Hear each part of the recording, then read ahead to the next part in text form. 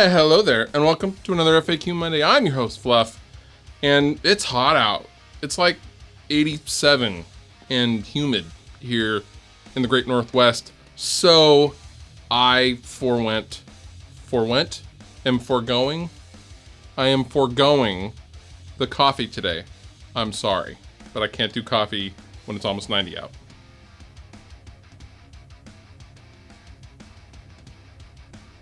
First question. Hey Fluff, how do you make the video quality with the lighting so good when you are shooting in front of a window? My setup is also in front of a window, but I never get good image. Shooting in front of a light is no problem. You just have to expose your camera for your subject that is in front of the window, not for the window. And also, I suspect you probably don't have enough lighting because it takes a crap ton of lighting in this tiny studio room to make it look like this.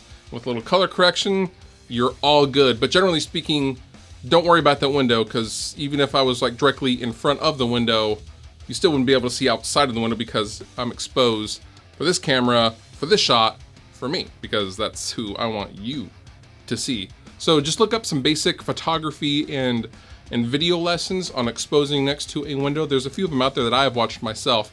They're very, very good and very informative. I've been curious for a while, what are some of the differences between your old Gibson RDs and your new signature Hyperion guitar? If you're referring to the stock form of the Gibson RD, there's quite a few differences actually. Locking tuners, a decent nut, the construction. The Hyperion is a mahogany with a maple neck, whereas the Gibson RD was 100% maple. And the Gibsons are very temperamental. 40-year-old Gibsons sound great, they play great.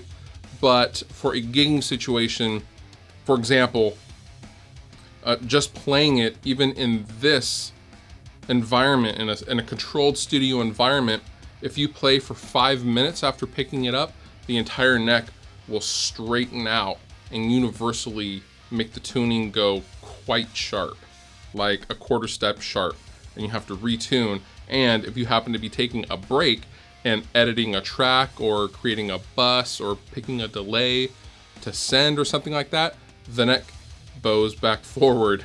And so when you go to play the part that you were getting ready to record, you have to play and warm the neck back up for about 5 minutes before it straightens back out. Now, maple is an incredibly stable wood. I think that's just kind of the construction of the neck, the multi-laminate neck and things like that. I don't know why, but both my RDs are like that. They're kind of temperamental that way.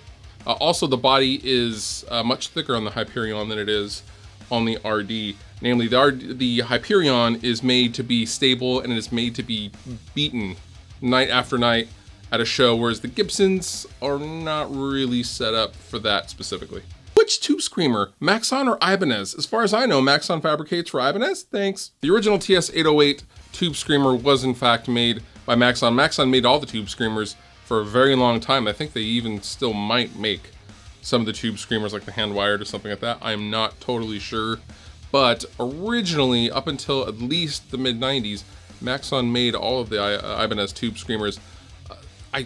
It's just, there's so many to cover, and there's all sorts of different flavors. I did just release a shootout for an Overdrive, Maxon Overdrives, that you can check out right here, that you can kind of use to assess what you think of the different Overdrives. I personally prefer the original. The OD808 is still one of my favorite Overdrives ever, besides the Maxon ST9 Pro Plus. Different flavors there, but very useful nonetheless. I highly recommend just starting out with an OD808 though, if you want to get your bearings on an Overdrive. My suggestion to you this week is to check out the Left, Right, Left podcast.